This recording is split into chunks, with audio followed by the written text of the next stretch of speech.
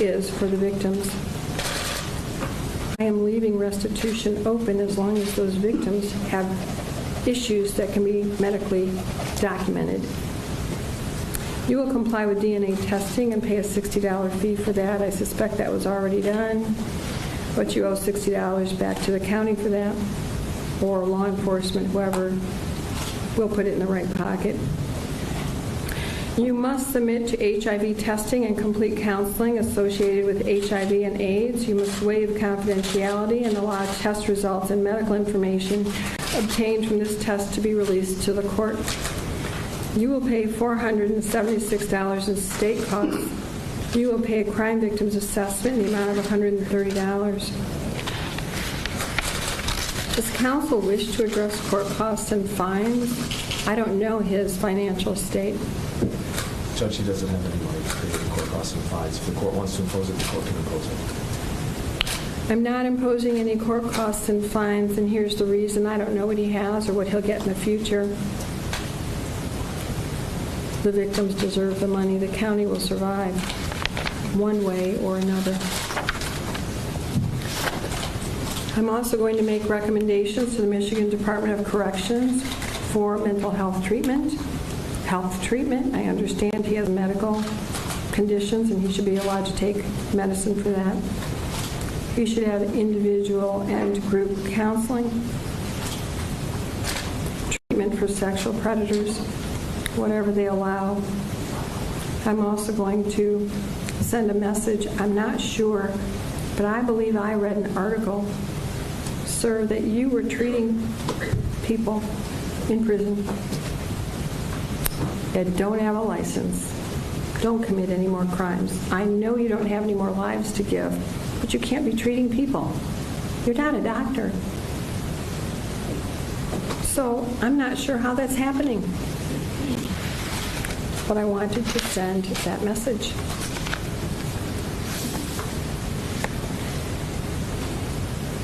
You have 21 days to appeal, 10 days to request court-appointed counsel. Do you acknowledge receipt of your appellate rights? Your Honor, I've got the notice of right to appeal, and I'm providing it to my client now. Do you acknowledge it? Yes, Your Honor. Thank you. So let me just say to the media, again, I'm just doing my job. I know you all want to talk to me. My secretary has informed me that I have a growing stack of requests from print media, from television, from magazines, from around the world, literally. This story is not about me. It never was about me. I hope I've opened some doors, but you see, I'm a little stupid because I thought everybody did what I did. And if they didn't, maybe they ought to, but I do this and have been doing it. And if you don't believe me, the keeper of my words is right by my side, and lawyers who are hearing this are shaking their heads saying, yep, I've waited too long as she lets everybody talk. Sometimes people get upset. I don't care, I get paid the same. So as to the media who want to talk with me,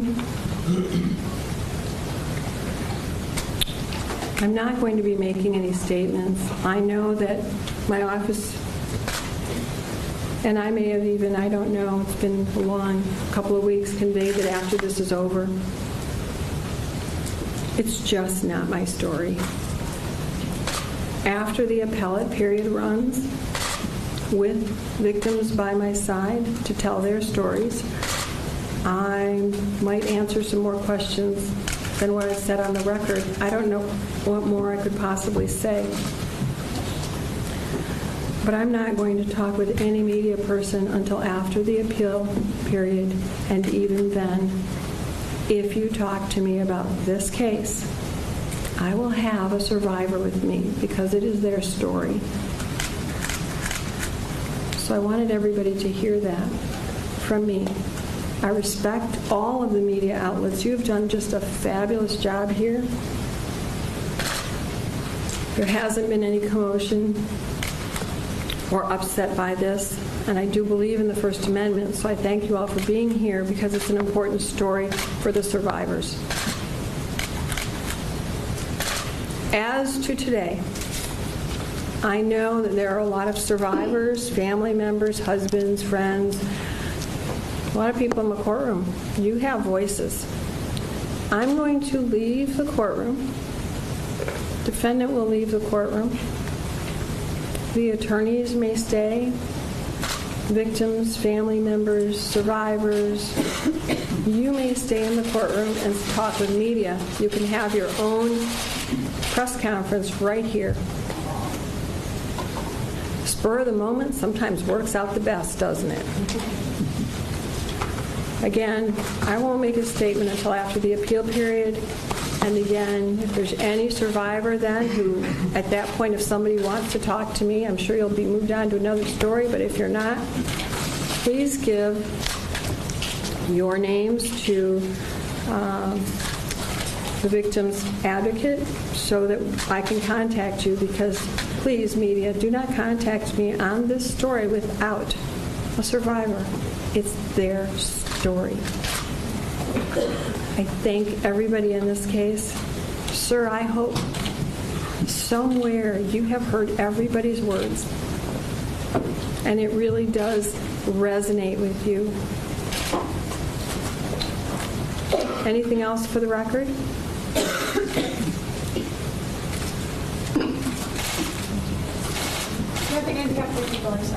Nothing but half. All right. So the media is asked to stay here with all those lovely people who may want to speak with you. Thank you. That's all for the record. All right.